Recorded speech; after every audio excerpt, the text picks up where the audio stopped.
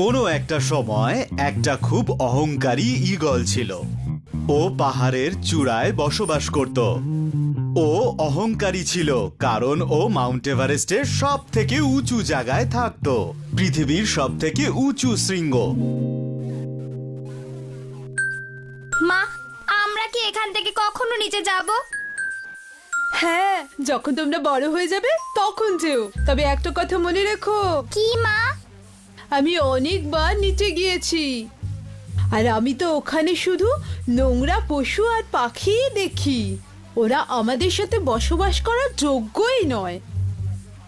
তো আমরা ওদের থেকে অনেক ভালো, একটু সবসময় মনে রেখো সোনারা।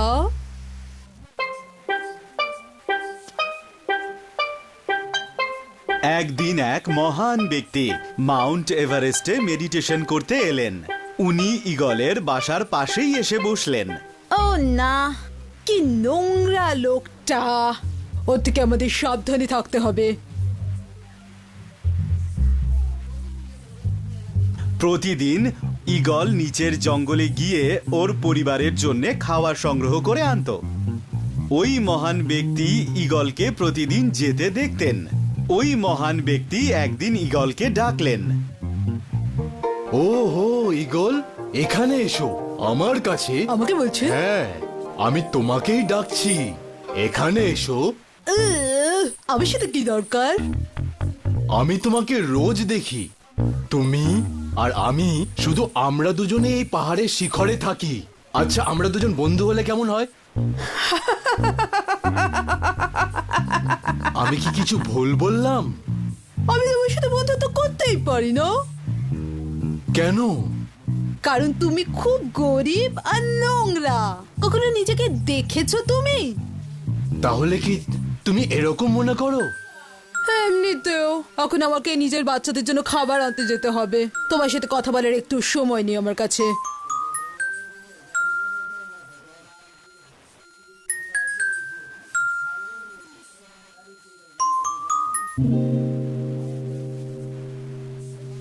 এই, এসব কি?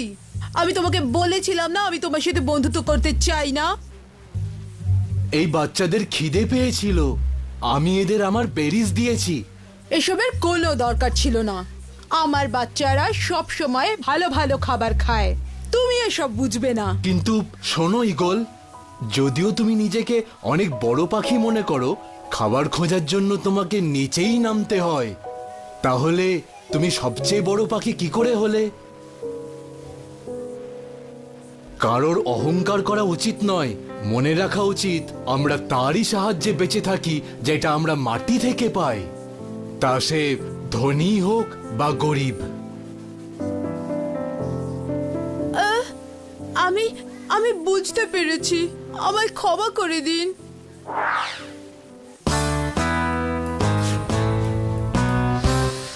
বহুকাল আগের কথা, জঙ্গলে একটা অহংকারী ময়ূর থাকতো। সে এই জঙ্গলের বাকি পাখি আর প্রাণীদের কোনো রকম গুরুত্বই দিত না। কয়েকদিন পরে বর্ষাকাল এলো, বিদ্যুৎ চমকালো, আকাশে কালো মেঘ ঘনিয়ে এলো। এইসব দেখে অহংকারী ময়ূর খুব খুশি হলো। অহংকারী ময়ূর নাচতে নাচতে পায়রার কাছে গেল। পায়রা, দেখো বাইরের আবহাওয়া কত সুন্দর। তুমি কি আমার সঙ্গে বৃষ্টিতে নাচবে? তুমি ভালো মতো জানো আমি নাচতে পারি না। জানি তো সেটা, তবুও ভাবলাম একবার জিজ্ঞেস করি। আচ্ছা, আমার অনেক কাজ রয়েছে, আমি চললাম। পায়রার সঙ্গে মজা করার পর অহংকারী ময়ূর গেল মুরগির কাছে। মুরগি বোন, এসো একটু বাইরে এসো, কত সুন্দর আবহাওয়া দেখো। এসো আমার সঙ্গে নাচো। আমি জানি তুমি এগুলো ইচ্ছা করে জিজ্ঞাসা করছো, যাতে তুমি যে ভালো নাচো সেটা লোককে দেখাতে পারো আর অন্যদেরকে নিয়ে মজা করো। যাও তুমি এখান থেকে, আমাকে খাবার খুঁজতে যেতে হবে। পুরো জঙ্গলে এটা ভাবতেও ভালো লাগে যে এখানে শুধুমাত্র একা আমিই নাচতে পারি। খানিকটা দূরে গিয়ে ময়ূর হাঁসকে দেখতে পায়। অহংকারী ময়ূরের মাথায় একটা দুষ্টু বুদ্ধি খেলে যায়। সে হাঁসের কাছে যায় আর বলে, এই যে হাঁস, তোমায় তো এই জঙ্গলের মনে হচ্ছে না। হ্যাঁ, আমি এই জঙ্গলে থাকি না, উঠতে উঠতে হাঁপিয়ে গিয়েছিলাম, তাই ভাবলাম একটু বিশ্রাম করে নি। হ্যাঁ হ্যাঁ, করো, বিশ্রাম করো। এমনিতেও হাঁপিয়ে গেছো মনে হচ্ছে। সবাই কি আর আমার মতো হয় নাকি, যে এত নাচার পরেও ক্লান্ত হয় না? ময়ূর দাদা, আমাকে একটু বিশ্রাম নিতে হবে, তুমি যাও গিয়ে নাচ করো। আমি বুঝতে পেরেছি তুমি ভয় পেয়ে গেছো, যে যদি এখন তোমাকে আমি নাচতে বলি আর তুমি যদি নাচতে না পারো। ময়ূরের কথা শুনে হাঁস খুব রেগে যায়, আর তখন হাঁস নিজের সঙ্গে ওড়ার জন্য ময়ূরকে চ্যালেঞ্জ জানায়। তোমার নিজের উপর এত অহংকার, তাহলে এসো, আমার সাথে ওড়ার জন্য তোমাকে চ্যালেঞ্জ জানাচ্ছি। হাঁস অহংকারী ময়ূরকে চ্যালেঞ্জ জানিয়ে উড়তে থাকে,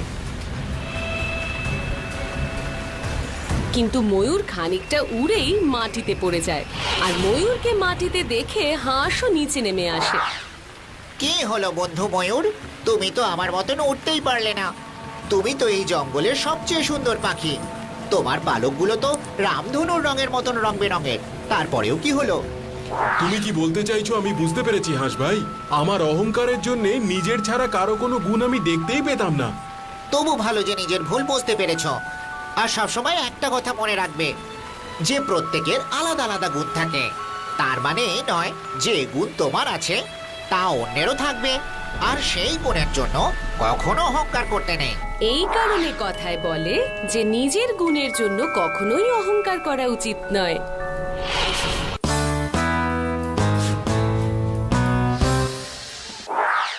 একটা জঙ্গলে একটা সিংহ আর একটা সিংহী তাদের দুটো বাচ্চা নিয়ে থাকতো। সিংহ এই জঙ্গলে রাজত্ব করত। ও সবসময় ন্যায় বিচার করত। সিংহী ভীষণ অহংকারী ছিল, আর সে নিজের রূপ নিয়ে ভীষণ অহংকার করত। তার এই অহংকারের জন্য জঙ্গলের কোনো পশুকেই সে সম্মান করত না। আরে কি অহংকারী এই সিংহী রানী! হ্যাঁ, কথা বলা তো দূর, ও তো আমাদের দিকে দেখেও না। ও আমাদেরকে খুব ছোট ভাবে। ওর যখন আমাদের প্রয়োজন হবে তখন আমরা ওকে সাহায্য করব না। একদিন সিংহী তার বাচ্চাদের নিয়ে পুকুর পাড়ে বসেছিল। বসে বসে সে ঘুমিয়ে পড়েছিল। সিংহী ঘুমিয়ে পড়ার পর দুটো বাচ্চা দূরে খেলতে চলে গেছিল। ঘুম ভাঙার পর যখন সে বাচ্চাদের দেখতে পেল না, তখন সে খুঁজতে লাগলো। বাচ্চাদের খুঁজতে খুঁজতে সে পুকুর পাড় থেকে জঙ্গলের দিকে চলে যায়। সিংহী যখন বাচ্চাদের খুঁজতে খুঁজতে ক্লান্ত হয়ে পড়ে, তখন সে জঙ্গলে গিয়ে অন্য পশুদের কাছে নিজের বাচ্চার কথা জিজ্ঞেস করে। আপনারা কি কেউ আমাকে সাহায্য করবেন? আপনাদের মধ্যে কেউ কি আমার বাচ্চাদের দেখেছেন নাকি? আমি তো কোনোদিন কারোর কাজে লাগি না, আমি আপনাকে কিভাবে সাহায্য করব? তুমি কি আমাকে সাহায্য করতে পারো ভাল্লুক? আমি তোমার বাচ্চাদের কি করে দেখব? আমি তো বিশ্রী একটা পশু, ওরা আমার কাছে কেন আসবে? আমাকে কি কেউ সাহায্য করবে? কি করব রানীমা, আপনি তো আমাদের সাথে সম্পর্কই রাখেন না। আমরা আপনার সাথে সম্পর্ক কেন রাখবো? সিংহীর এই অহংকারী স্বভাবের জন্য অন্য পশুরা ওকে সাহায্য করতে চাইল না। তখন সিংহী নিজের ভুলটা বুঝতে পারলো, আর তখন সে কাঁদতে শুরু করলো। সব আমারই ভুল, আমি কারোর সাথে কথা বলতাম না। মনে হচ্ছে রানীমা নিজের ভুলটা বুঝতে পেরেছে। চলো সবাই মিলে আমরা বাচ্চাদের খুঁজি। রানী তার ভুলটা বুঝতে পেরেছে দেখে সব পশুরা তার বাচ্চাদের খুঁজতে লাগলো। কিছুক্ষণের মধ্যেই জিরাফ তার বাচ্চাদের খুঁজে বার করলো। আরে এদিকে এসো, সব বাচ্চারা এখানে খেলা করছে, রানীকে বলো।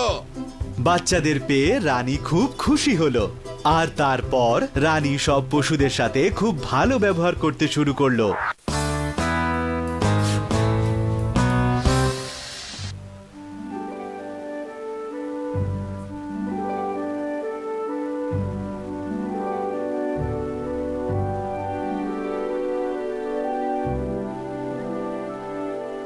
তাতু, আমরা কি সবগুলো কিনে নেব?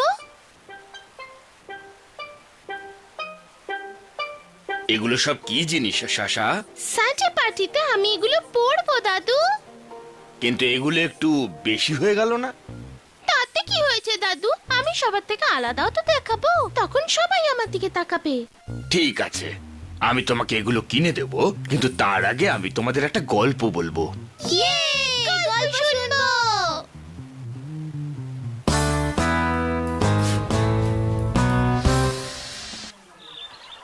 অনেক দিন আগের কথা, একটা পোল্ট্রি ফার্মে একটা মোরগ অনেকগুলো মুরগির সাথে থাকতো। মোরগের পাখাগুলো ছিল নানান রঙের এবং দেখতে খুব সুন্দর।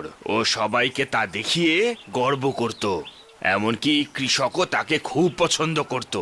আর তার জন্যই মোরগ খুব অহংকারী হয়ে উঠল আর মুরগিদের সে সব সময় ছোট করত। মোরগ বাবু, আমরা একটা খেলা খেলবো, আপনিও খেলুন না। মুরগি, তোমরা চলে যাও। তোমরা ভাবলে কি করে যে আমি তোমাদের সাথে খেলবো? কেন? একবার নিজেদের দিকে দেখো, সাদা রং আর কি মোটা তোমরা, আর আমাকে দেখো, তোমরা পার্থক্য বুঝতে পারছো না?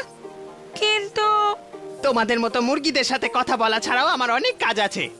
কোনো ব্যাপার না, আমরা তো অনেকজন আছি, আমরাই খেলবো, আমাদের মোরগের কোনো দরকার নেই। কিন্তু কথা বলতেও জানে না। তারপর একদিন একটা চোর সেই ফার্মে ঢুকে পড়ল যখন কৃষক ঘুমোচ্ছিল। এই ফার্মটা কি সুন্দর, মনে হচ্ছে আজ এখান থেকে ভালো কিছু নিয়ে যেতে পারবো।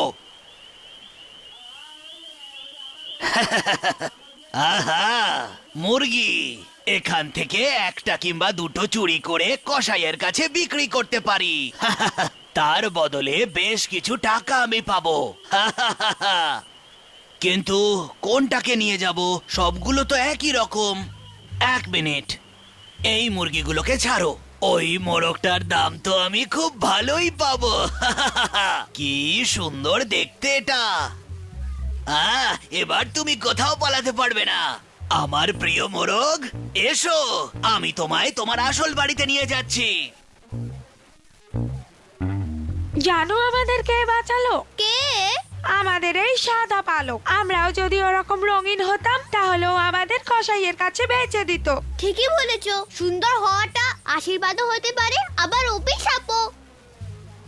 সুন্দর দেখাটা কোনো খারাপ কথা নয়, কিন্তু মনে রেখো, অন্যদের থেকে আলাদা হওয়াটা কখনো কখনো খুব বিপদ ডেকে আনতে পারে।